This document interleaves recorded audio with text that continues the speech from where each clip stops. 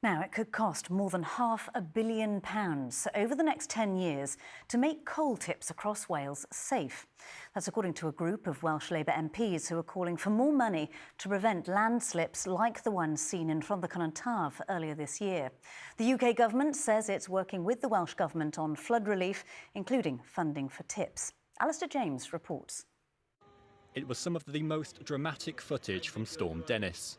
60,000 tonnes of coal spoil sliding down a hill at Tylerstown in Rhondda Cynon Taf, bringing back painful memories of Wales's mining past.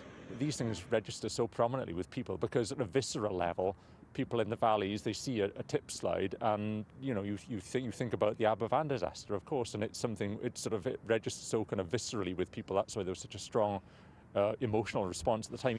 In the wake of Storm Dennis, a review led by the Welsh Government and the Coal Authority were set up to compile for the first time a central register of all the coal tips in Wales and a consistent way to assess their risks. In October, the UK government announced it was giving £2.5 million to help clean up the Tylerstown landslip. But in a letter submitted by the Rhondda MP Chris Bryant, it says the unpublished review has identified 2,000 tips across Wales, with most of these in South Wales. It also suggests that work to secure these tips to prevent landslides could cost more than £500 million over the next 10 years. For some, it's clear where that money should come from. The money should come from the UK government. These are all tips that some are over 100 years old, but which occurred prior to devolution.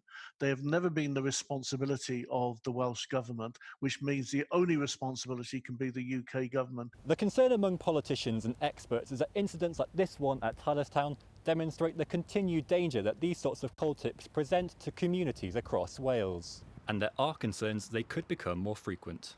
When you get rain and you get steep-sided slopes, you are more likely to get landslides. And of course, in South Wales, we have the added pressure of having a lot of coal waste sitting on top of those slopes, which is unconsolidated material and it can easily slip.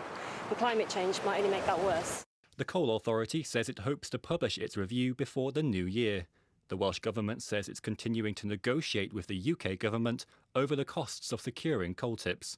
And the UK Government says it's working with the Welsh Government on flood relief, including funding for tips. For many, the Tylerstown landslip was a wake-up call that although its mining past is in the past, there's still an element of danger in the present. Alistair James there.